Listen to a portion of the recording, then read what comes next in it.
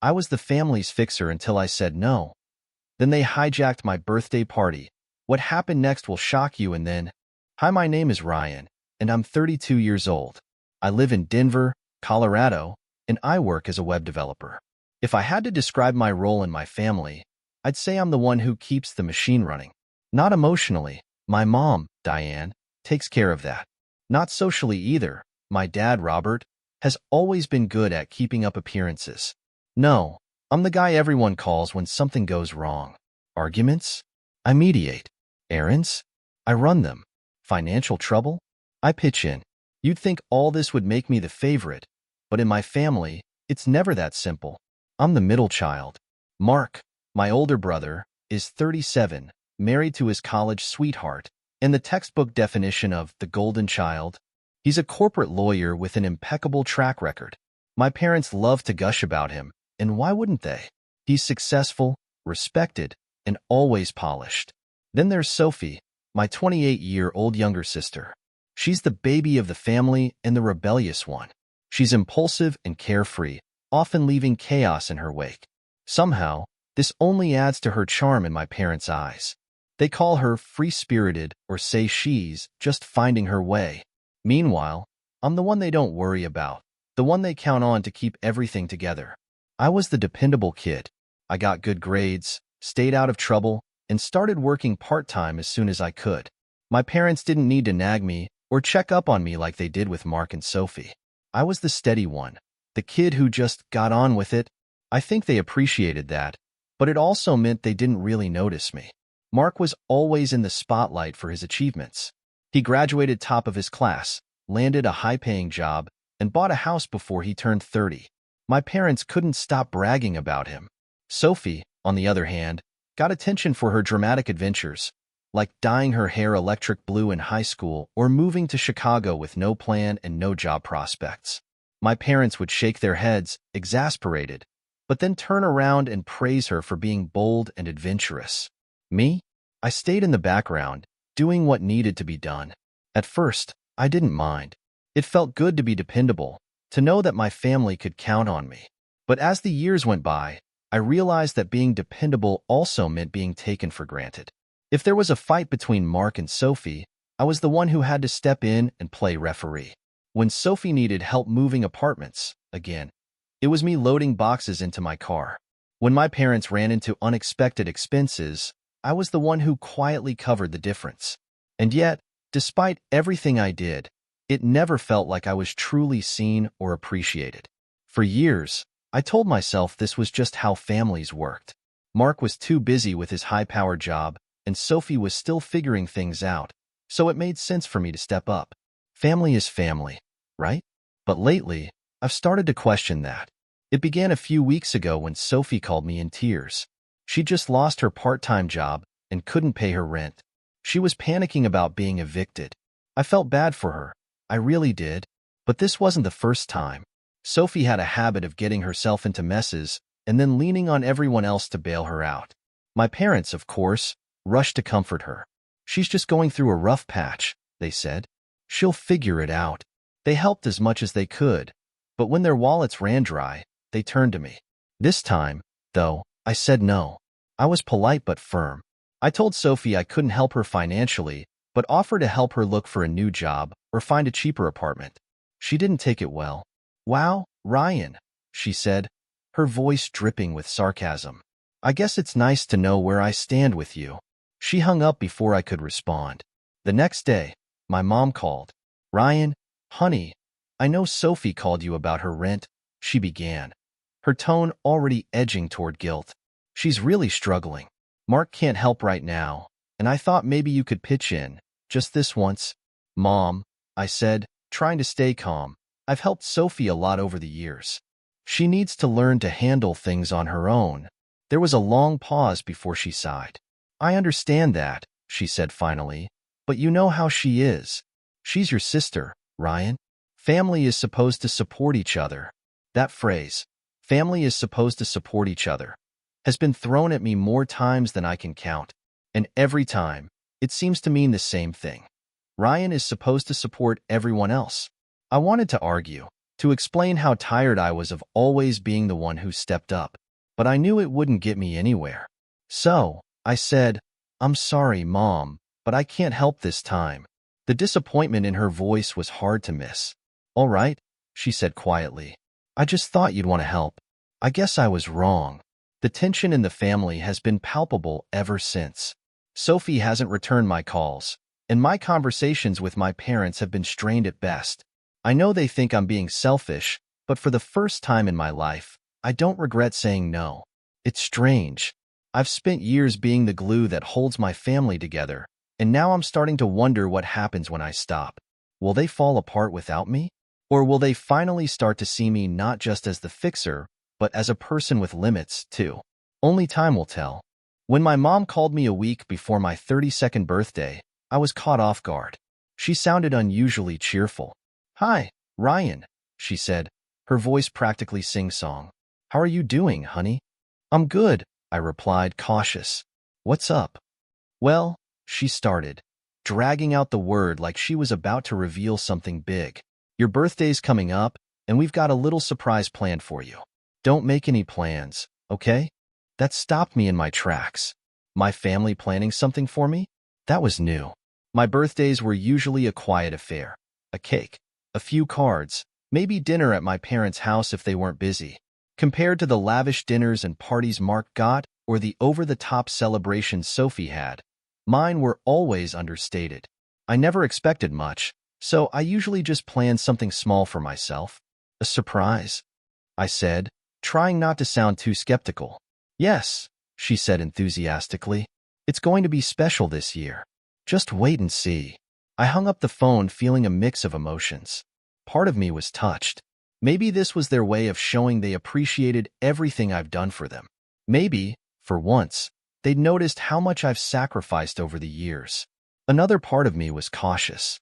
My family didn't have the best track record of making me feel like a priority, and I didn't want to get my hopes up. Over the next week, I tried to keep my expectations low, but I couldn't help imagining what they might be planning. A dinner? A small party? Something as simple as a heartfelt speech? The idea of being celebrated for a change was exciting, and I started to feel hopeful. The day of my birthday arrived, and I made sure to keep my schedule clear, just like my mom had asked. I even dressed up a little, nothing fancy, just a nice shirt and jeans. When I pulled up to my parents' house that evening, I noticed a few extra cars in the driveway. My heart lifted. It looked like they'd gone all out. As soon as I walked through the front door, a loud chorus of surprise greeted me. The living room was packed with people. Family friends, even a few old coworkers I hadn't seen in years.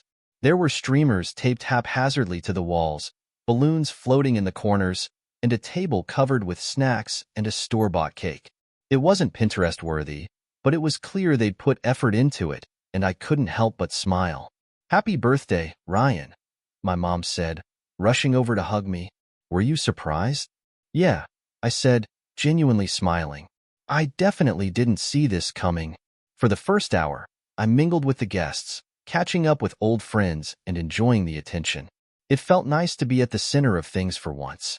Mark and his wife, Rachel, were there, as polished and charming as ever. Sophie and her fiancé, Liam, showed up late but gave me a quick hug before disappearing into the crowd. For the first time in a long time, it felt like I was being celebrated. But then things started to shift.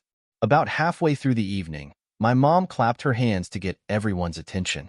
"Okay, everyone," she said, her voice bright and commanding. "If I could have a moment, I just want to say a few words about our wonderful Ryan."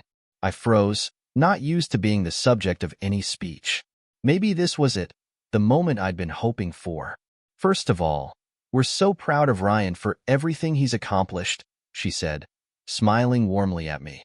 "But while we're all here together, I also want to share some exciting news about the family." I blinked, my smile faltering. Exciting news? What did that have to do with my birthday? She turned to Mark, who was standing near the fireplace with Rachel. "Mark recently got a big promotion at work," my mom announced, beaming. "He's now the head of his department." The room erupted into applause. My mom rushed over to hug Mark, her voice full of pride. "We're so proud of you, Mark," she said. You've worked so hard for this. Thanks, Mom, Mark said modestly, as if this was no big deal. I clapped along with everyone else, but the knot in my stomach was hard to ignore. This was supposed to be my day, yet somehow, Mark's promotion had become the highlight of the evening. And that's not all, my mom said, her voice rising with excitement. We have even more wonderful news to share. She turned to Sophie, who was perched on the couch with Liam. Sophie and Liam are engaged, she exclaimed. The room gasped in delight, followed by more applause. My parents practically tripped over themselves to congratulate Sophie and Liam. My dad even raised his glass for a toast. To Sophie and Liam, he said, we couldn't be happier for you both. Sophie held up her hand to show off her ring, a small but elegant diamond.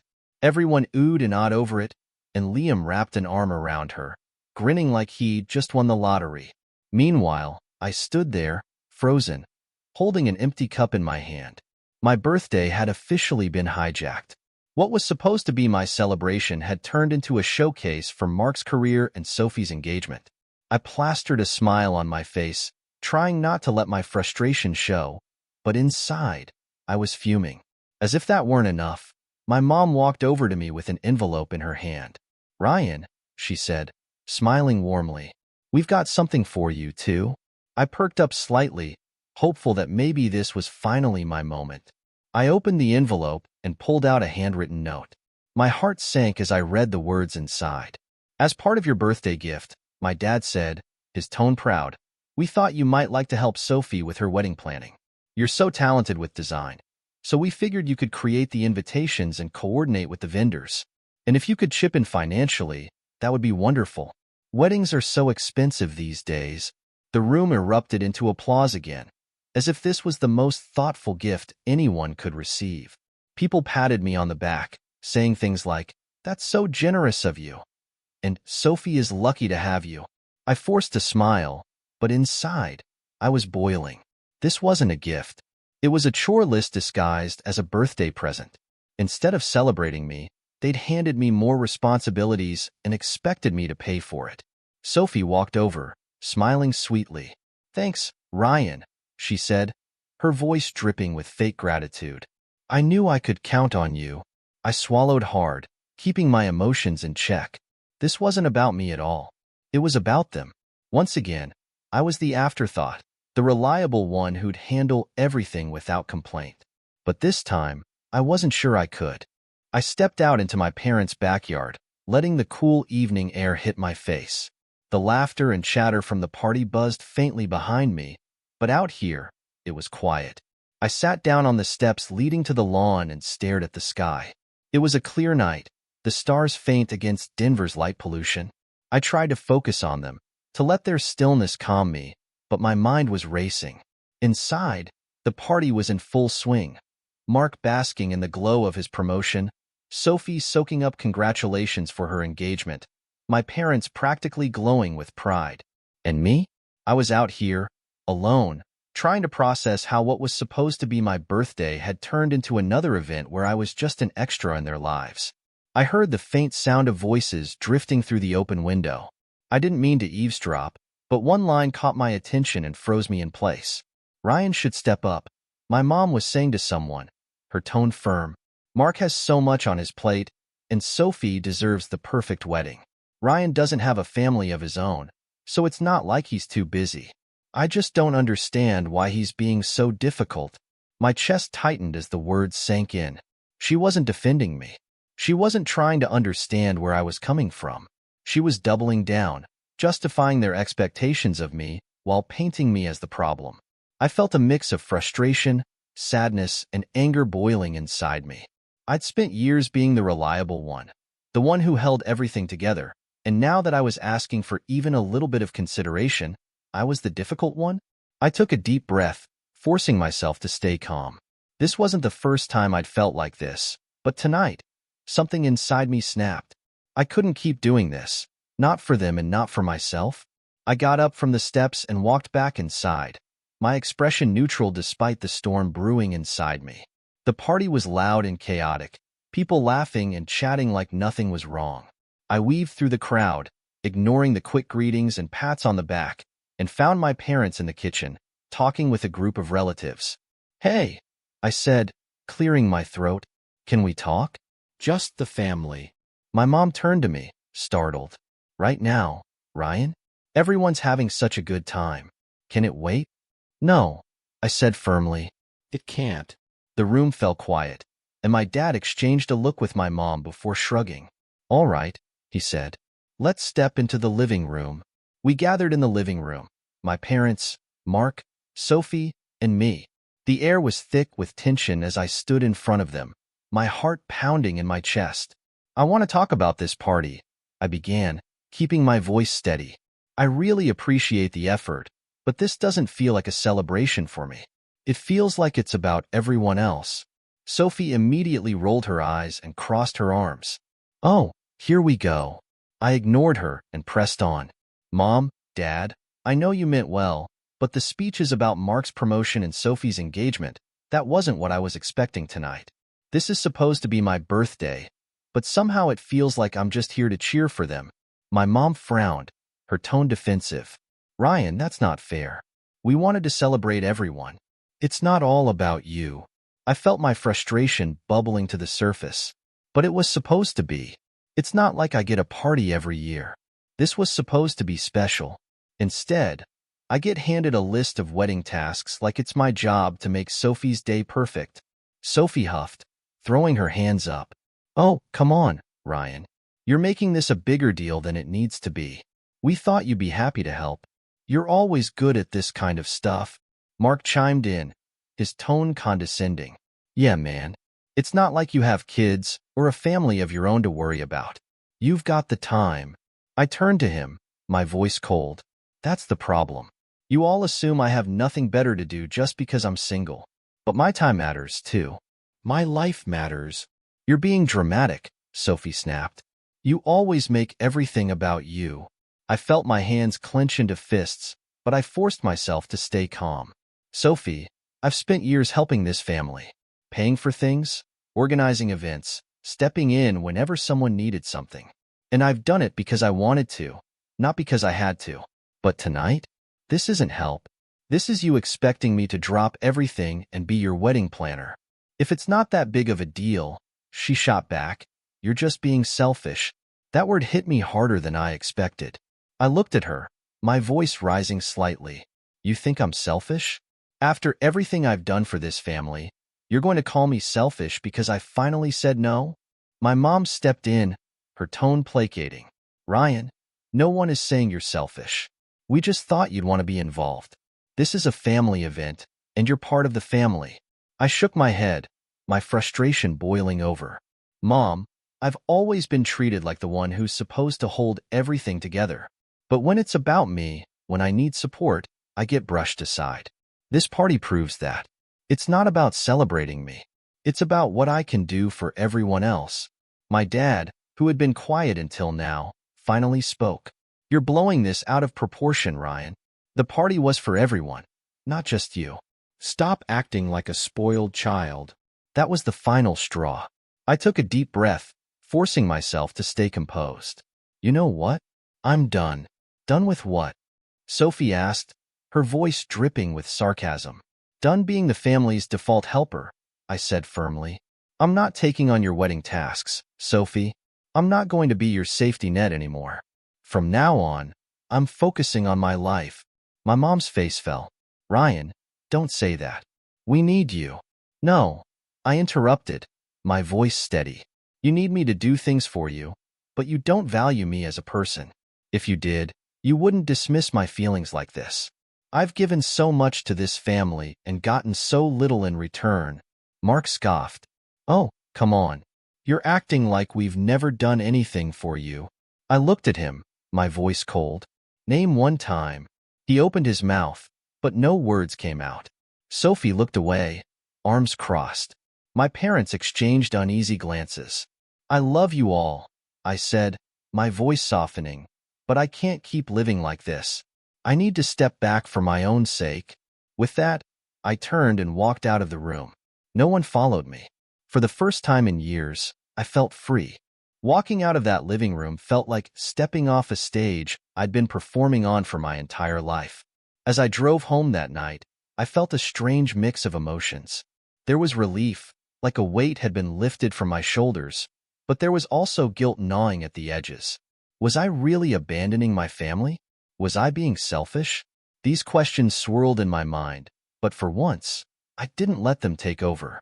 Instead, I focused on one thought. I had done the right thing for myself.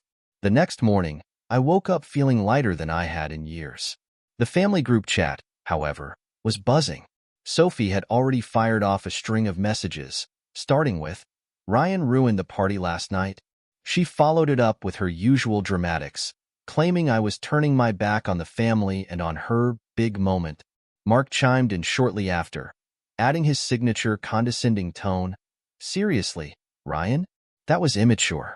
You need to grow up and stop making everything about you." I stared at the messages for a while, my thumb hovering over the keyboard. Part of me wanted to respond, to defend myself, to list every sacrifice I'd made for them over the years. But I knew it wouldn't matter. They didn't want to understand. They wanted me to fall back in line. With a sigh, I muted the group chat and set my phone aside. That day, for the first time in a long time, I focused entirely on myself. I went for a run, something I hadn't done in weeks. I stopped by a local coffee shop and spent hours working on a photography project I'd neglected for months. It felt good to reconnect with parts of myself that I'd pushed aside to make room for everyone else's needs. Over the next few weeks, I started building a life that felt like mine again. I signed up for a photography class I'd always wanted to take. I joined a local trivia group that met on Wednesday nights. I even started hiking on weekends, exploring trails outside of Denver that I'd only ever heard about. These small changes made me realize just how much energy my family had drained from me over the years. Of course, the guilt trips didn't stop. My mom called a few days after the party, her voice heavy with disappointment.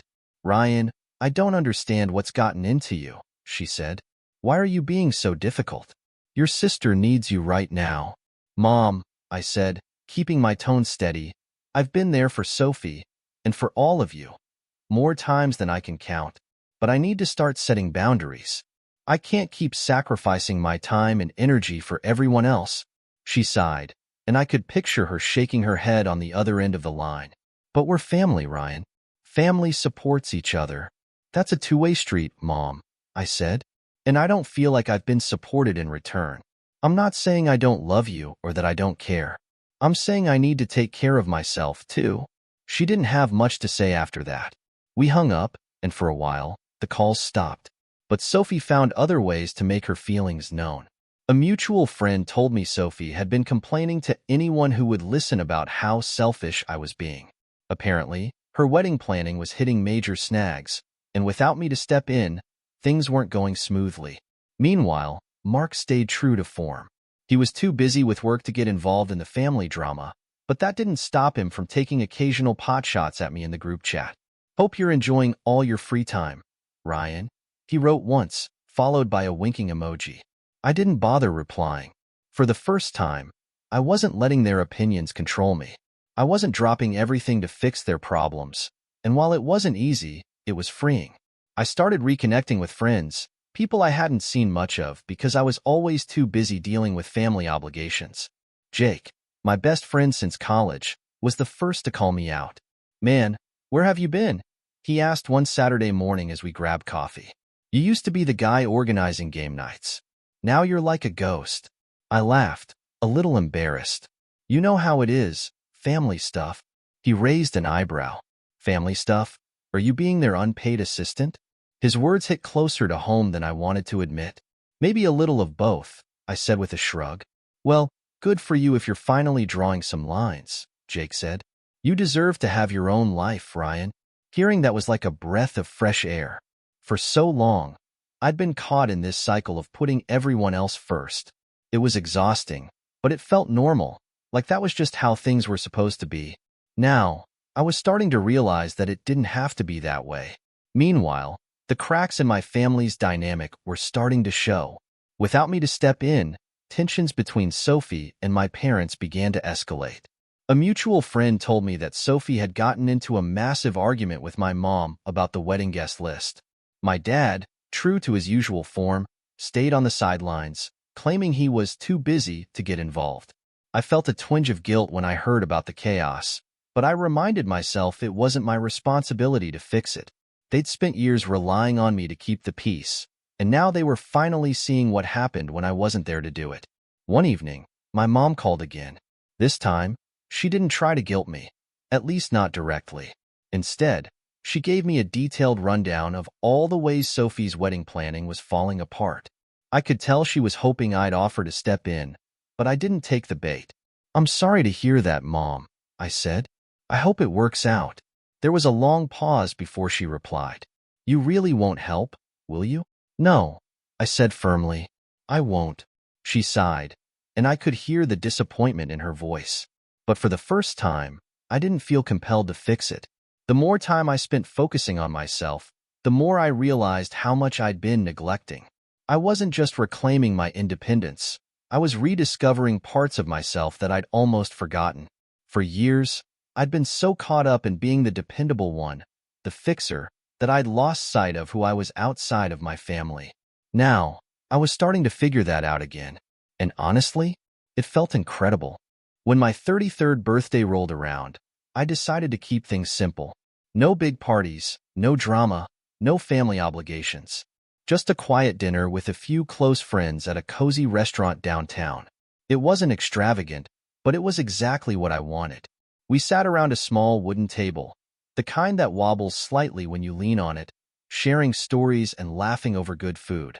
My best friend Jake raised his glass midway through the meal, grinning from ear to ear. "To Ryan," he said, looking right at me, "for finally living his best life." Everyone laughed and clinked their glasses together. Jake's toast might have been half joking, but it hit me deeply. For the first time in a long time, I felt like I was living for myself instead of bending over backward to meet someone else's expectations.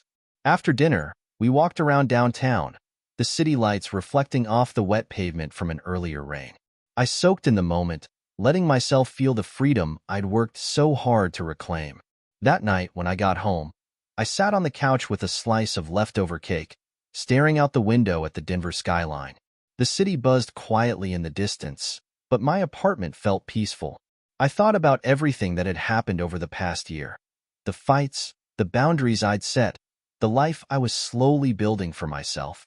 I missed the idea of a close-knit family, the kind you see in movies or hear about from friends. But I'd come to accept that my family wasn't like that, and that was okay. I didn't need to keep sacrificing myself to earn their approval or love. In the months after I walked out of that birthday party, things had shifted, both in my family and in me. Sophie's wedding went ahead without my involvement, though I heard from a mutual friend that it was a chaotic affair. My parents helped as much as they could, but without me to step in and take over, there were plenty of missteps along the way. Sophie didn't invite me to the wedding, just as she'd threatened. At first, it stung more than I wanted to admit. But on the day of her wedding, as I hiked through a quiet trail outside the city, I realized I didn't feel sad about missing it. For once, I wasn't tied up in their chaos. I was free. Mark stayed distant, throwing the occasional passive-aggressive comment into the group chat, but I didn't engage. My dad mostly stayed silent, as he always had, while my mom made a few attempts to guilt me back into the fold. "Ryan, things just aren't the same without you," she said once, her tone heavy with regret. "They're not supposed to be, Mom," I replied gently. "I'm not saying I don't love you all, but I can't be everything for everyone anymore." Eventually, even her calls became less frequent. They weren't cutting me off, but I could tell they were trying to figure out how to navigate this new version of me. One with boundaries, one who didn't automatically drop everything to help. I had wondered if my absence would force them to grow, to take on some of the responsibility I'd shouldered for years. Maybe it did. Maybe it didn't, but I'd stopped feeling responsible for fixing them, and that was enough. I spent the rest of my 33rd birthday in quiet reflection. The next morning, I woke up to find a few text messages from my family. Sophie had written, "Happy birthday, Ryan," with no additional sentiment. Mark's message was even shorter. "Hope it's a good one." My mom's text was more personal. "Happy birthday, sweetheart. I hope you have a wonderful day. We miss you." I stared at her message for a long moment before typing out a reply. "Thanks, Mom. I miss you too." It was true. I did miss her, and in some ways, I missed all of them. But I didn't miss the dynamic that had existed between us. I didn't miss the feeling of being used, of being taken for granted. Later that week, I hung a framed photo in my apartment. It was one I'd taken during a recent hike, a wide shot of a sunrise breaking over the mountains. The golden light spilled across the peaks, the colors vivid and alive. It was one of my best shots, and it reminded me of the person I was becoming, someone who valued himself, who prioritized his own happiness. I knew I still had a long way to go. Boundaries are hard to set, but even harder to maintain. There would be more calls, more guilt trips, more moments where I'd have to remind myself why I'd taken this path in the first place. But for the first time in years, I felt like I was on the right track. As I sat on my balcony that evening, watching the sun dip below the city skyline, I made myself a promise. I wouldn't settle for being treated like an afterthought again. I wouldn't let guilt pull me back into the cycle of self-sacrifice. I deserved better than that, and from now on, I would make sure I got it.